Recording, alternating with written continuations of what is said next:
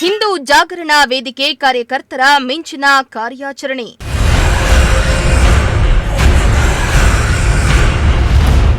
ಅಕ್ರಮವಾಗಿ ಕಸಾಯಿ ಖಾನೆಗೆ ಸಾಗಿಸುತ್ತಿದ್ದ ಗೋವುಗಳ ರಕ್ಷಣೆ.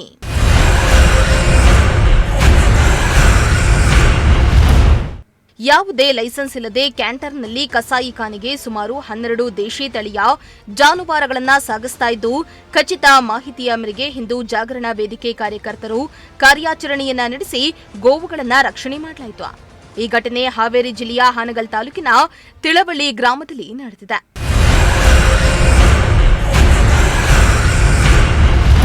ಇನ್ನು ಹಾವೇರಿ ಜಿಲ್ಲೆಯ ತಿಳವಳ್ಳಿ ಗ್ರಾಮದ ಅನವಟ್ಟಿ ರಸ್ತೆಯ ಮೂಲಕ ಕ್ಯಾಂಟರ್ ವಾಹನದಲ್ಲಿ ಗೋವುಗಳನ್ನು ಸಾಗಾಟ ಮಾಡಲಾಗ್ತಾ ಇತ್ತು.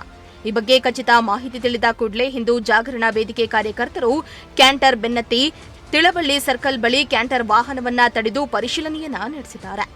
ಈ ವೇಳೆ ಕ್ಯಾಂಟರ್ನಲ್ಲಿ 12 ದೇಶಿ ತಳಿಯ ಗೋವುಗಳು ಕಂಡುಬಂದಿದೆ.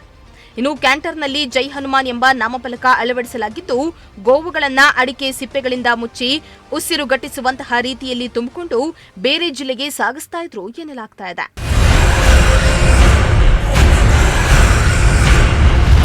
ಇನ್ನು ತಕ್ಷಣವೇ ಎಚ್ಚೆತ್ತ ಹಿಂದೂ ಜಾಗರಣಾ ವೇದಿಕೆ ಕಾರ್ಯಕರ್ತರು ಗೋವುಗಳನ್ನು ರಕ್ಷಿಸಿ ಪೊಲೀಸರಿಗೆ ಕರೆ ಮಾಡಿ ಮಾಹಿತಿಯನ್ನ ನೀಡಿದ್ದಾರೆ. ಈ ಬಳಿಕ ಪೊಲೀಸರು ಘಟನಾ ಸ್ಥಳಕ್ಕೆ ದೌಡಾಯಿಸಿ 12 ಗೋವುಗಳನ್ನು ವಶಕ್ಕೆ ಪಡೆದಿದ್ದಾರೆ. ಸದ್ಯ ಈ ಸಂಬಂಧ ಆಡೂರು ಪೊಲೀಸ್ ಠಾಣೆಯಲ್ಲಿ ಪ್ರಕರಣ ದಾಖಲಾಗಿದ್ದು, 2 ಆರೋಪಿಗಳನ್ನು ಬಂಧಿಸಿ ತನಿಖೆಯನ್ನ ಮುಂದುವರೆಸಿದ್ದಾರೆ.